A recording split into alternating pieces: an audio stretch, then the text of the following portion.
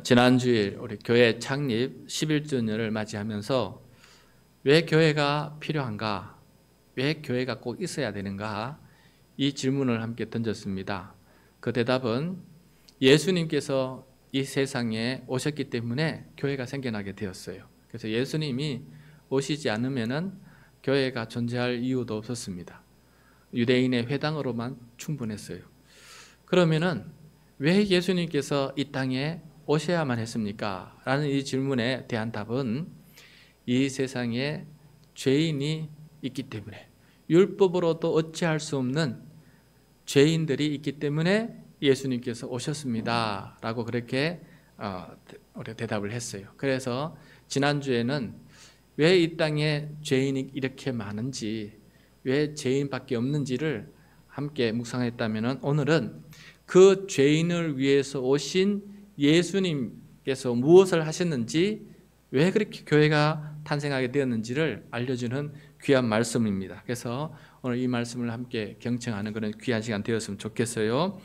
오늘 말씀 로마서 3장 20절 말씀부터 시작을 하는데, 이 말씀이 바로 지난주 말씀의 요약이에요.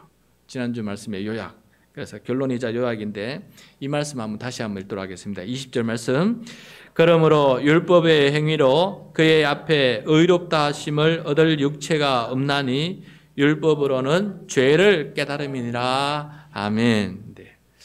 여러분, 우리가 창조주 하나님을 알면서도 영화롭게도 하지 아니하고 감사도 하지 아니하고 우리의 마음의 욕망과 욕심 때문에 내 마음속에 하나님 두기를 싫어하는 그런 사람이 되었어요.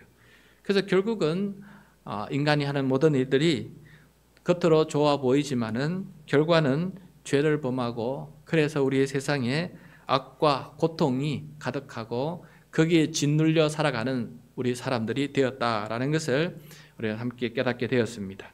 다시 한번 요약하면은, 생명을 주신 하나님께 등을 돌린 죄의 결과는 생명의 반대입니다. 죽음입니다. 그래서 우리는 모두 다 죽음을 맞이하게 되었어요. 그런데 이 죽음은 살아있는 동안에 이 죄인들이 죽음의 증상들을 겪으며 살게 됩니다. 나중에 죽음만 달랑 걷는 것이 아니라 그 죽음의 증상들을 미리 우리가 다 겪어가면서 살아가게 된다는 거예요. 우리가 병균에 의해서 감기에 걸리면은 감기 증상들이 나타나서 힘겨워하는 것처럼, 죄에 의해서 죽음에 걸리면 죽음의 증상들이 나타나서 힘겨워하면서 살아가는 것이 이 죄인들의 운명입니다. 죽음의 증상들이란 요약하면은 거짓, 불의, 증오, 개인적인 결핍이나 아픔, 이웃과의 갈등, 사회적, 국가적, 국제적인 차원의 갈등, 수만 가지가, 여러 가지가 이 세상을 가득 덮고 있는 악과 고난들을 우리가 보게 됩니다. 이것을 죽음의 증상들이라 그래요. 이것을 겪으면서 우리가 살아가게 됩니다. 그런데 세상은 점점 이 죽음의 현상들이 가득해지고 더 짙어지고 멸망을 향해서 달려가고 있습니다. 이 코로나 재난 이후에 더욱 우리가 두드러지게 깨닫게 되는 것은, 인간의 욕망으로 자연은 파괴가 되고 물과 공기는 오염이 되고 전염병과 이상 기후현상이 발생해서 삶의 환경은 갈수록 구제불능 상태로 되어가고 있다는 것이에요. 그래서 이대로 가면 지구는 환경 파괴로 멸망하게 될 것이다 할 정도로 굉장한 위험 수위에 놓여 있습니다. 일부 선한 사람, 일부 의로운 사람이 있어도 이 인류의 악을, 공동체적인 이 악을 막을 수가 없습니다. 인류의 죄는 자기를 멸망시키고 또한 지구상 모든 생물들에게 큰 해를 끼치며 죄를 짓고 살아가고 있습니다. 그런데 하나님은 각 사람이 행한 대로 보응을 하십니다. 하나님의 영광과 존귀를 구하는 자는 존귀와 영광을 얻고 영생을 주시지만은, 반대로 악과 불의를 일삼는 자는 환난과 공고를 당하게 되고 나중에는 영벌을 받게 되는 심판을 받게 됩니다. 이것이 바로 하나님의 의예요. 공의로우시고 정의로우신 하나님의 의입니다. 이것이 없다면 모든 사람들이 더욱더 악을 행하게 되겠지요. 하나님은 이스라엘 백성을 먼저 선택하셔서 이 민족을 통해서 하나님을 안다는 것이 무엇이고 하나님께 행한 죄악을 회개한다는 것이 무엇이고 그래서 하나님께 주신 법을 따라서 산다는 것이 무엇인지를 보여주셔서 이 세상 모든 사람들이 하나님의 영광과 존귀를 구하는 사람 되기를 원하셨습니다.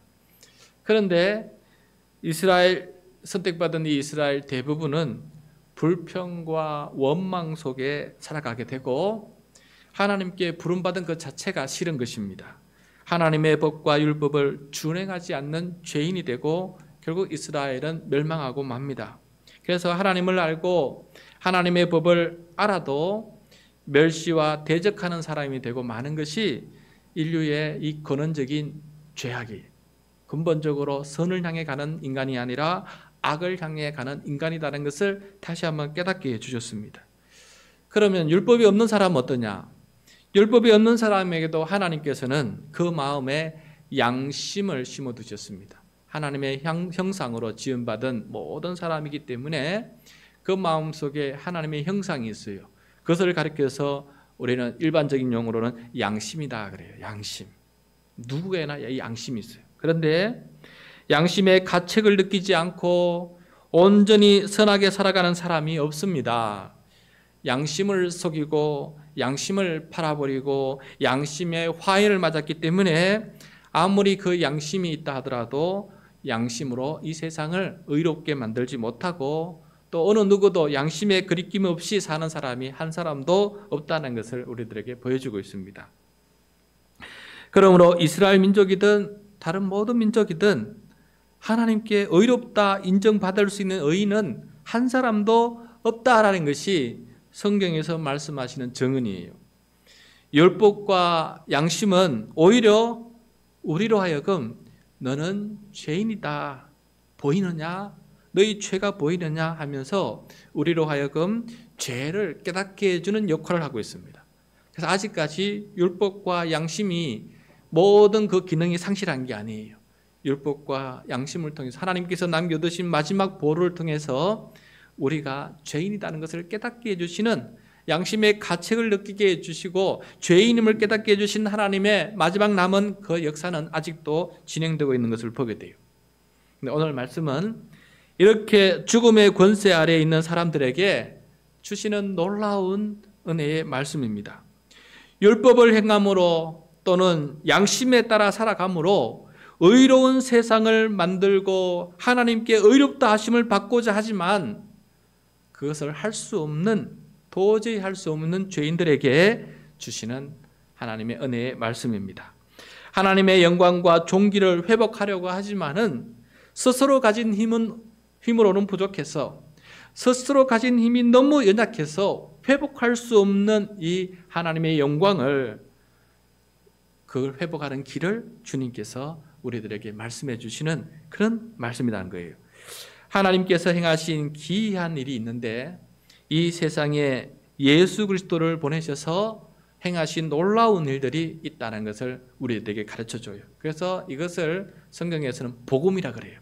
복음, 복된 소식이라 그래요. 그래서 우리에게 복음을 주시기 위해서 예수님께서 이 땅에 오셨고 그래서 교회가 존재한다는 것을 우리가 깨닫게 됩니다. 이 복음의 말씀을 우리 함께 경청해 보도록 하겠습니다.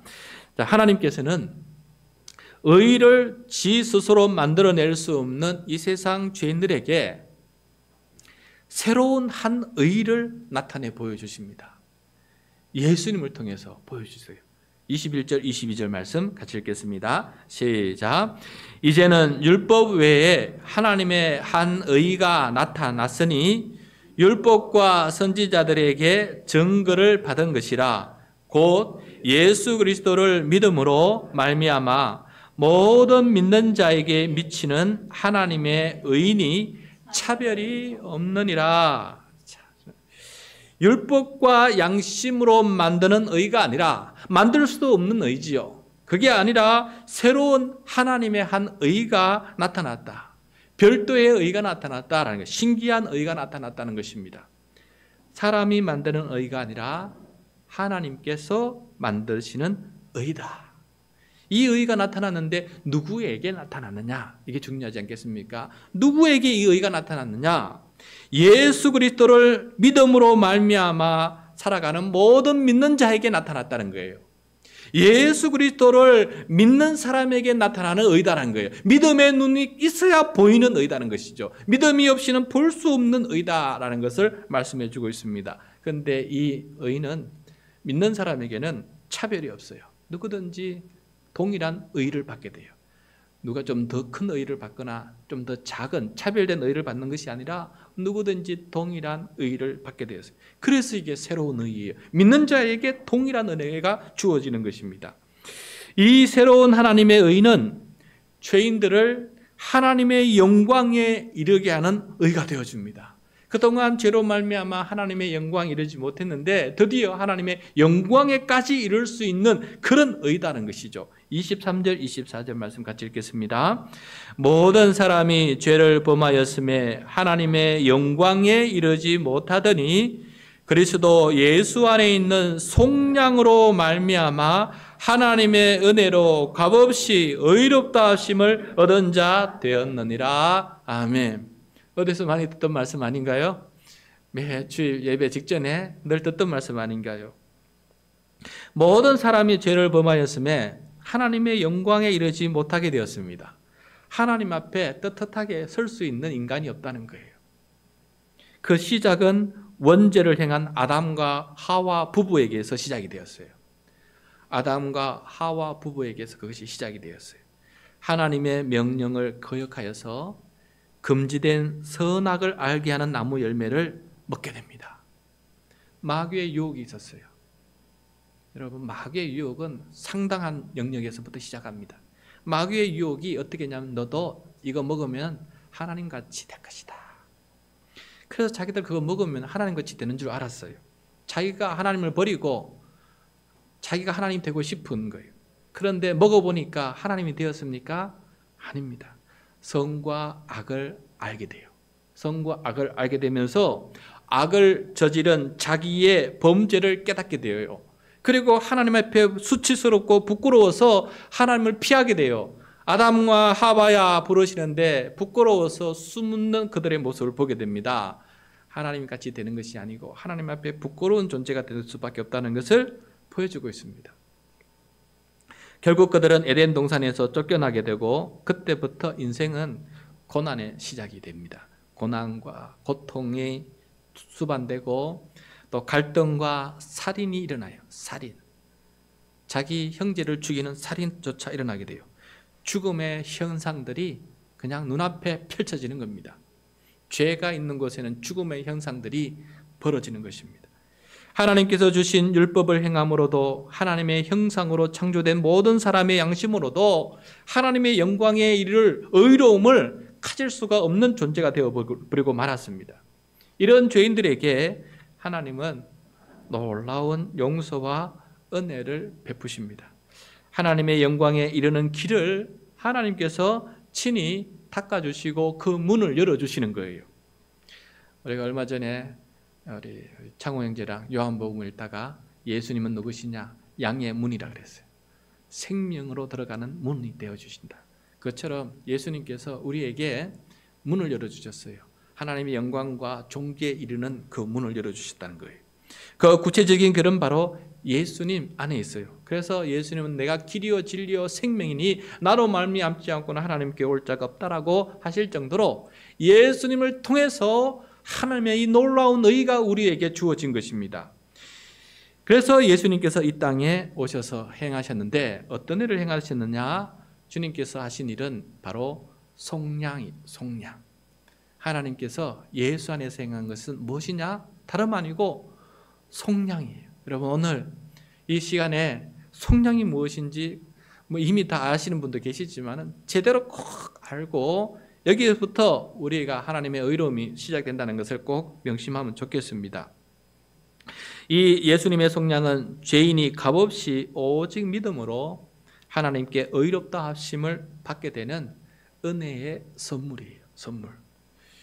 그렇다면 예수님께서 이루신 속량이 무엇일까? 속량이 무엇일까?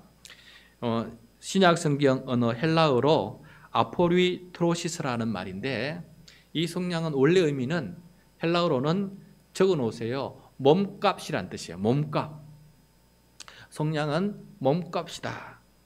옛날에 노예 시장에서 노예를 사고 팔 때 어느 노예를 해방시키고 싶은 마음이 생길 때, 저 노예는 내가 해방시켜주고 싶다, 일반인이 되도록 노예로서부터 해방시키고 싶다 할 때는 그 사람의 노예의 몸값을 누군가 치러줘요. 그러면은 그 노예를 자기가 삶과 동시에 풀어줍니다. 노예를 해방시켜주는 거예요. 그때 쓰는 단어가 속량이에요. 속량. 노예를 몸값을 지불해주고 노예로부터 해방시켜서 자유인이 되게 만들어주는 것, 이것이 바로 속량이에요. 그래서 몸값 지불을 통해서 노예 해방, 이것이 바로 속량이 가진 의미라는 것입니다. 이 아포리트로시스를 우리말로 번역할 때 우리 믿음의 선배들이 속량이라고 번역을 했어요. 왜 속량이라고 번역을 했냐면은 우리나라 조선시대 말기부터까지 이어져 온 제도가 있는데 속량 제도가 있어요. 몸값을 받고 노비의 신분을 풀어주어서 양민이 되게 하는 제도가 있었어요. 그러니까 노비를 속량시켜줘요. 몸값을 받고. 그래서 양민이, 뒤에 랑자는 양민을 뜻해요. 그러니까 노비가 몸값을 지불하고 양민이 되는 일이 벌어지는 거예요. 이것을 가리켜서 속량이라 그럽니다. 속량. 그래서 이것이 바로 성경에서 말하는 의미랑 너무나 비슷하다 그래서 우리 믿음의 선배들이 번역할 때 아포리트로시스를 속량이라고 번역을 해서 그것을 읽는 사람으로 하여금 금방 알아듣도록 만들기 위해서 속량이라 그랬어요. 근데 오늘날 우리들에게는 어려운 단어가 되어버려서 속량이 뭐지 하면 다시 조선시대 이야기를 꺼내야 될 정도로 그렇게 어려운 단어가 되어버리긴 했지만은 최초로 번역할 때는 너무나 이해되기 쉬운 단어였다는 것이에요. 자, 그렇다면은 예수 안에 있는 속량은 어떤 속량이냐? 예수 안에 있는 속량은 어떤 속량이냐? 25절 말씀 같이 읽겠습니다. 25절 시작. 이 예수를 하나님이 그의 피로써 믿음으로 말미암는 화목 제물로 세우셨으니 이는 하나님께서 길이 참으시는 중에 전에 지은 죄를 간과하심으로 자기의 의로우심을 나타내려 하심이니. 자, 속량에 대한 설명인데 제가 좀 설명드리겠습니다. 여기서 그의 피는 예수님의 피를 말해요. 예수님의 피. 십자가 위에서 흘리신 예수님의 보혈의 피를 말합니다. 예수님의 피를 화목 제물이 되게 하셨어요. 제물은 원래 어린 양의 피로 드리는 것인데 그 어린 양의 피가 아니라 예수님을 화목 제물로, 그 피를 속죄 제물로 그렇게 하나님께서 삼으셨다라는 것을 말씀하고 있습니다. 여러분, 죄인의 죄값은 뭐라고 그랬습니까? 죽음이라지 않았어요. 죽음. 하나님은 죄인이 죄를 지어서 죽기를 바라시는 것이 아니라 그 죄를 회개하고 용서함 받아서 다시는 그 죄를 짓지 않는 사람으로 살기를 바라셨어요. 그래서 죄를 짓는다고 해서 다 그 자리에서 죽이시는 분이 아니십니다. 그 죄를 회개하면 좋겠다는 것이 하나님의 뜻이에요. 그래서 만들어주신 제도가 제사의 제도예요. 제사. 그게 바로 예배인 거예요. 그래서 죄인의 죽음 대신에 제물의 죽음을 대신 받아주시기로 그렇게 은혜를, 혜택을 베풀어 주셨습니다. 그래서 죄인들은 감사하는 마음으로 자기 죽음을 대신할 어린 양을 제물을 하나님께 올려드렸어요. 그리고 하나님은 그 제물의 죽음을 드리는 죄인의 죽음으로 대신 받아주신 거예요. 그리고 죄인은 자기의 제물의 이 죽음을 보면서 자기 죽음을 생각하는 겁니다.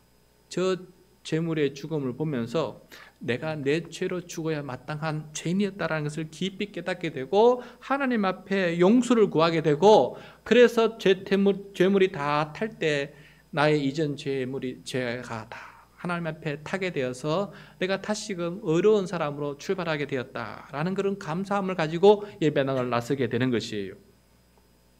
그렇게 하나님께서는 죄인을 죽이지 아니하시고 다른 것 죽음을 통해서 대신 속죄하게 하시고 그렇게 그 사람을 살려주셔서 하나님의 뜻대로 사는 사람 되기를 간절히 바라셨던 거예요. 그런데 제사를 드리고 나가면서 또 죄를 짓고 또 죄물을 가져와서 제물을 드리고 평생 그런 삶을 반복하는 삶이 될 수밖에 없더라. 이것이 우리들의 삶이라는 것을 깨닫게 되었어요. 그래서 결국은 하나님의 영광에 이르지 못하는 죄인으로 살 뿐입니다. 그래서 하나님께서 큰 결단을 내리셨어요. 더 이상 동물 희생 제사를 받지 않기로 하셨습니다. 예수님을 인류의 죄를 단번에 영원히 대신 속하는 제물로 받기로 하나님께서 마음을 먹으셨어요.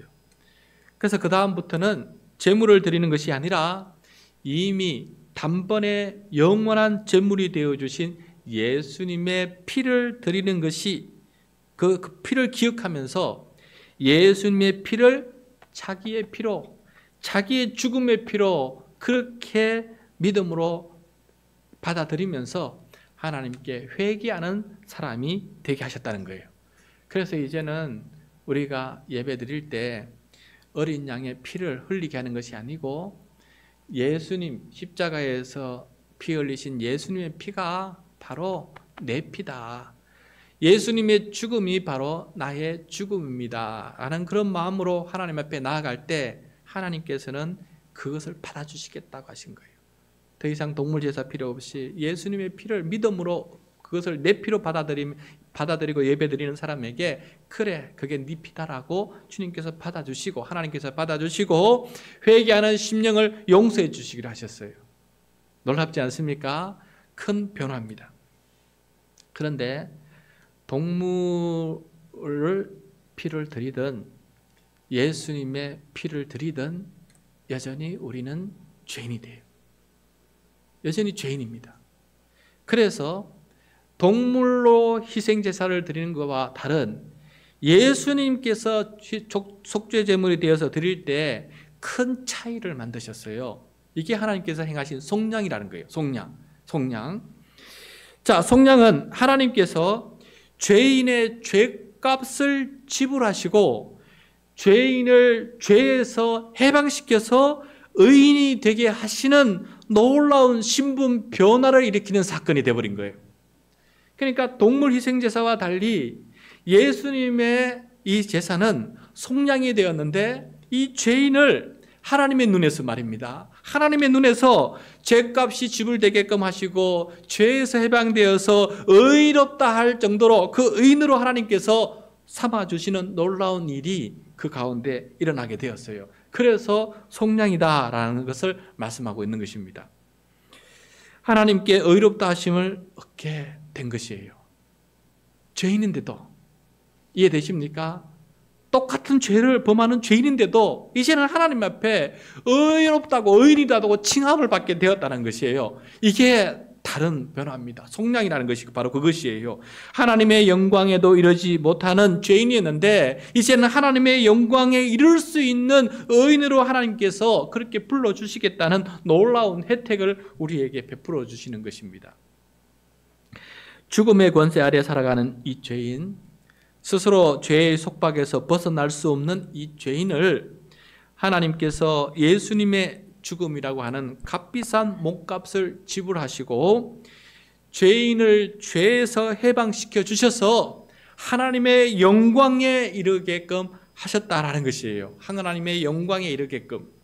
그래서 우리는 하나님께 의롭다 하심을 얻은 자, 의인이라 칭함을 받게 된 자가 된 것이다 라는 것을 말씀해 주고 있습니다. 여러분, 이 의인을 다른 말로 하면 성도라 불러요. 성경에서는 의인을 우리가 옆에 있는 사람을 부를 때 의인이시여라고 부르는 게 좀 어색해서 성도님이라고 불러줘요. 성도님은 성인이라는 뜻이에요. 성인. 옆에 있는 분이 거룩하고 흠이 없어서 정말 존귀하고 아름다운 선을 행하는 의로운 사람이기 때문에 우리가 성도님이라고 불러주는 것입니까? 아닙니다. 여전히 추악한 죄인이에요. 때로는 보기도 싫어요.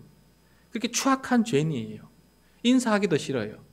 그런데 왜 우리는 서로를 향해서 성도라 불러줍니까?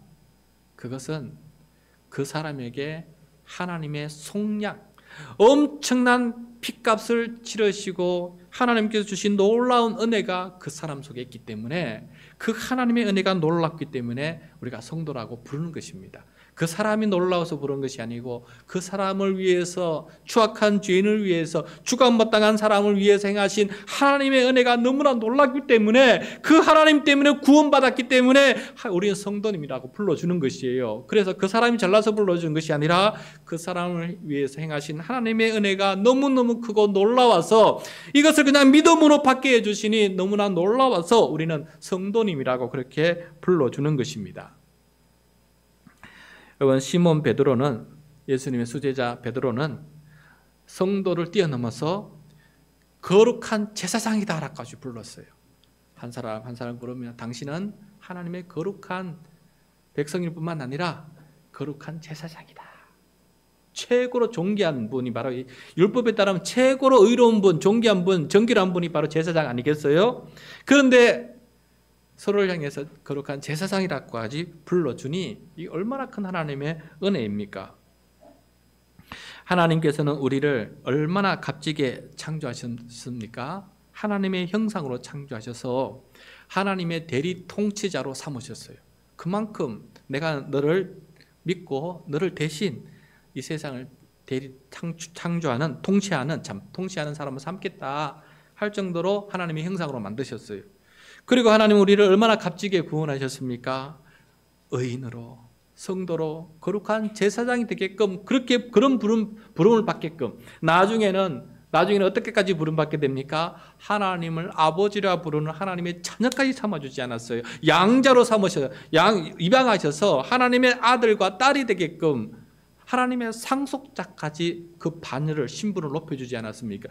이보다 더 우리의 신분을 높여주는 하나님의 은혜가 또한 어디 있겠습니까?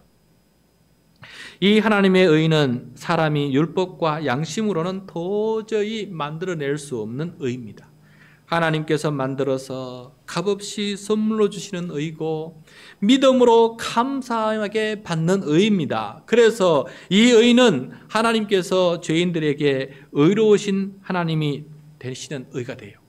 하나님이 얼마나 의로우신지를 보여주는 의가 되는 거예요. 그 동시에 이 예수님의 속량을 믿는 사람도 의롭다고 그렇게 인정해주는 의가 돼요. 하나님도 의롭게 되시고 그것을 믿는 우리도 의롭게 되는, 양방 간의 의가 넘치는 그런 관계가 되었어요. 완전한 화목이죠.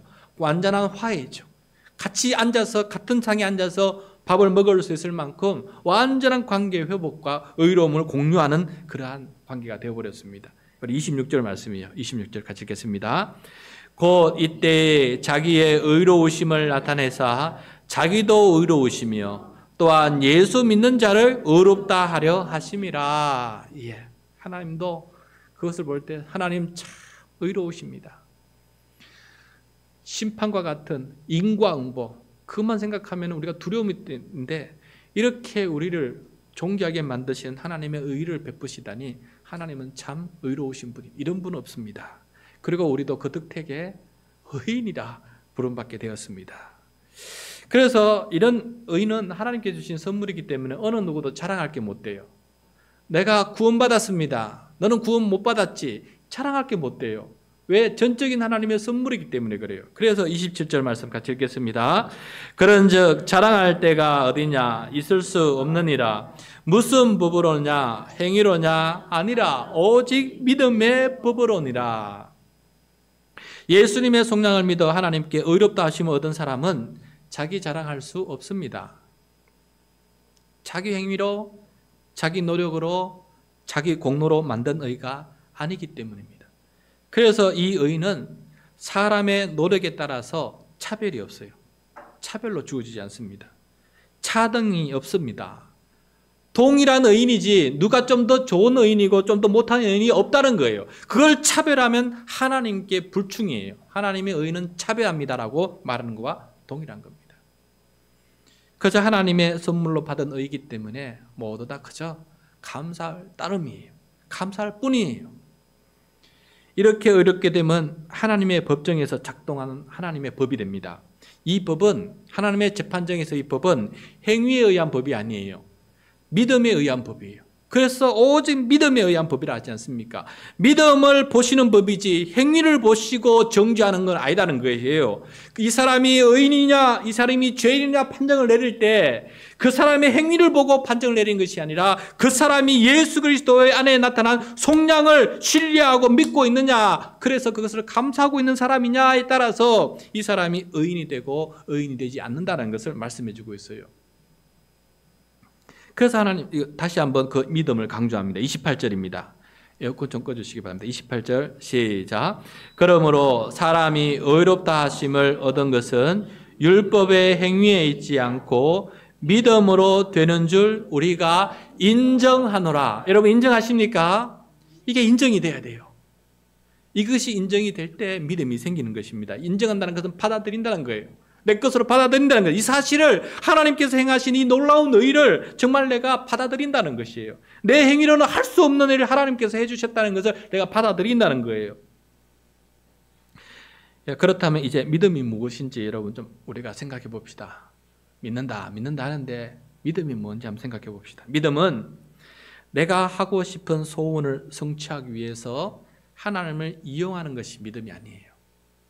다시 한번 말씀드리면 믿음은 내가 하고 싶은 소원을 성취하기 위해서 하나님을 이용하는 것이 믿음이 아니에요.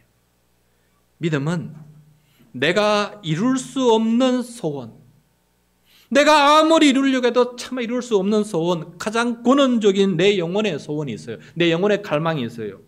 죄에서 해방이 되어서 의롭다 하심을 얻게 되는 소원, 하나님의 영광에 다시 이룰 수 있는 소원, 그 소원을 하나님께서 성취해 주신 것을 믿는 것, 이것이 믿음의 출발이에요. 하나님의 영광에 이르는 궁극적인 소원을 하나님께서 예수의 속량으로 이루어 주셨다는 이 복된 소식을 믿는 것에서부터 믿음이 시작해요. 이것이 믿음의 본질이에요. 하나님께서 예수 그리스도로 말미암아 이루신 속량으로 말미암아 우리가 값없이 의롭다 하심을 받았다는 것을 믿는 것부터 믿음의 시작이라는 것이에요. 이것 없는 믿음은 여러분 위태한 믿음이고 그 터전이 흔들리는 믿음이에요. 그리스도의 믿음은 여기서 출발합니다. 믿음은 복음을 알고 그것을 인정하고 그것을 내 것으로 받아들이는 사람에게서 믿음이 시작하는 것입니다. 믿음의 시작은 예수님께서 우리의 속량을 위해 죽으셨다, 내 대신 죽으셨다는 이 사실을 받아들이면서 믿음이 시작하는 것입니다. 진정한 믿음 생활이라는 것은 내가 하나님께 뭔가를 행하는 것이 아니라 그 말 좀 했다고 안 했다고 해서 시시비비를 가지고 차별하는 그런 믿음이 아니라 하나님께서 나에게 행한 것을 받아들이고 믿는 것에서 믿음이 시작해요. 믿음 생활은 여기서부터 시작돼야 감사가 있게 되고 평화가 넘치게 되고 하나님의 믿음의 공동체를 만들어갈 수가 있는 것입니다. 여기서 출발하지 않는 믿음은 분란을 일으키고 교회를 어렵게 만들고 자기 의를 드러내게 만드는 일이에요. 그래서 결국은 우리의 믿음의 기초, 믿음의 기준이 뭐냐? 하나님께서 행하신 것을, 예수 안에서 행하신 속량을 내가 받아들이고 감사하면서 내가 이런 나를, 이런 죽어마땅한 나를 의인 삼아주시고 구원받게 해주시고 하나님의 자녀 삼아주셨다는 이 믿음에서 시작하기 때문에 그 믿음은 교회를 살리는 믿음이 되고 그 믿음은 세상을 살리는 믿음이 되고 그 믿음은 우리의 가정을 살리는 믿음이 되는 것이다 라는 것을 말씀해 주고 있습니다. 내 믿음이 어디에서 시작됐는지 다시 한번 여러분 이 시간 점검해 보시기 바랍니다. 내 믿음이 질병에서 시작했습니까? 내 믿음이 불행에서 시작되었습니까? 내 믿음이 뭔가 얻고 싶어서 시작이 되었습니까? 가난해서 믿음이 시작이 되었습니까? 불리한 억울한 일이 있어서 믿음이 시작이 됐습니까? 그 다 헛된 터전이에요. 그런 믿음으로 시작해봐야 하나 도움이 되는 게 없습니다. 하나님 앞에 진정한 믿음은 바로 하나님께서 우리를 이렇게 행하신 일에부터 시작해야 되고 예수 그리스도 안에서 이루신 속량이 나에게 믿겨질 때 그때부터 우리는 참된 믿음을 시작할 수 있는 사람이 됩니다. 그리고 오늘 말씀 로마서 3장 23절 24절 말씀은 우리가 매주일 예배 전에 죄를 고백하면서 죄 용서함을 받는 말씀으로 듣는 말씀이에요. 오늘 말씀 다시 한번 읽어볼까요? 23절 24절 시작. 모든 사람이 죄를 범하였음에 하나님의 영광에 이르지 못하더니 그리스도 예수 안에 있는 속량으로 말미암아 하나님의 은혜로 값없이 의롭다 하심을 얻은 자 되었느니라. 아멘. 여러분, 이 예배의 자리는 하나님의 영광이 드러나는 자리예요. 원래 여러분 앉은 자는 성소고 여기는 지성소예요. 예수님의 피로 이 성소와 지성소를 가로막던 휘장을 찢어버리셨어요. 열렸어요. 예수의 피를 가진 사람은 대제사장만이 들어올 수 있는 지성소에 담대히 설 수 있게 된 거예요. 여러분, 지금 우리는 지금 지성소 앞에 대제사장과 같이 담대히 있어서 하나님의 영광 안에서 예배를 드릴 수 있는 이 은혜를 지금 누리고 있어요.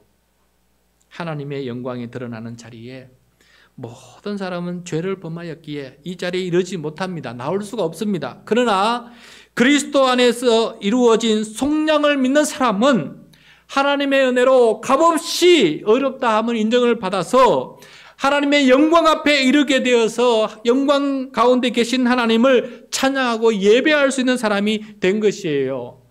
여러분, 지금 우리가 이 자리에 앉아 있는 게 바로 이 말씀이 나에게 이루어져서 내가 지금 영광을 누리고 있는 이 놀라운 은혜다라는 것을 말씀해 주고 있습니다. 그 믿음이 우리 가운데 가득 넘쳐나서 예배가 감사가 넘치고 하나님께 감사가 넘치는 그런 의인이나 칭함을 받는 죄인 되시길 바랍니다. 교회 여러분, 우리 모두 다 하나님의 영광을 찬양하는 그런 사람이 되었으면 좋겠어요. 그래서 예배 시작하기 전에 우리가 지금 부르는 삼위일체송 전에 우리가 불렀던 찬양이 있습니다. 모든 영광을 하나님께. 기억나시죠? 그래서 우리가 그 몇 년 동안 불렀던 찬양이기 때문에 기억날 거예요. 우리 그 기억을 따라서 가사도 준비는 안 됐지만 우리 함께 한번 불러봤으면 좋겠습니다. 이 자리에 앉는 것 자체가 얼마나 큰 영광인지 되새기기 위해서 한번 불러봤으면 좋겠습니다. 모든 영광을 하나님께, 모든 영광을 하나님께, 온 마음과 뜻 다해 주 사모합니다. 모든 영광을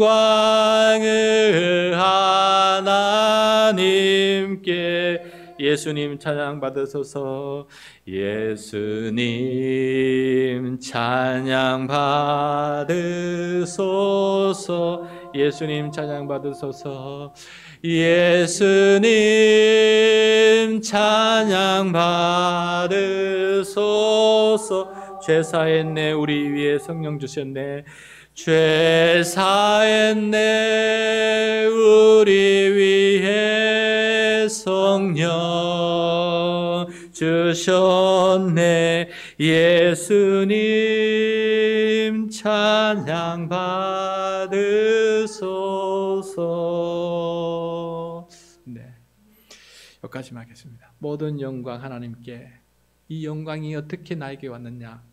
예수님께서 죄를 사했기 때문에, 속량이 되어주셨기 때문에 내가 이렇게 성령의 도우심을 받고 성령을 받아서 하나님 앞에 예배드릴 수 있는 사람이 되었다. 성량을 높이 찬양하면서 예배를 시작했던 그 예배가 생각이 납니다. 그래서 말씀을 준비하면서 이 찬양이 다시 깊이 다가오는 거예요. 그래서 지금 현재 부르는 삼위일체 성가하고 이 모든 영광을 하나님께라는 찬송을 번갈아 가면서, 격주로 번갈아 가면서 이렇게 부르면 좋겠다는 생각이 들었어요. 여러분, 예수님의 속량 없이는 우리는 의롭다 칭함을 받을 수 없는 존재예요. 그리고 우리는 예수님께서 우리에게 행하신 피 없이는 우리가 하나님 앞에 의롭다 인정을 받을 수 없는 존재예요. 이렇게 하나님 앞에 나와 마음껏 예배할 수 없는 존재입니다. 그런데 하나님께서 한량없는 은혜를 베푸셔서 그것을 또 믿음으로만, 행함으로는 도저히 안 되는 우리에게 믿음으로 받게 해주셔서 하나님의 영광의 자리에 오르게 해주셨다는 이 사실을 기억하면서 나의 믿음을 다시 한번 점검하면서 올바른 믿음을 가지고 살아갈 수 있는 저와 여러분이 될 수 있기를 간절히 축원합니다.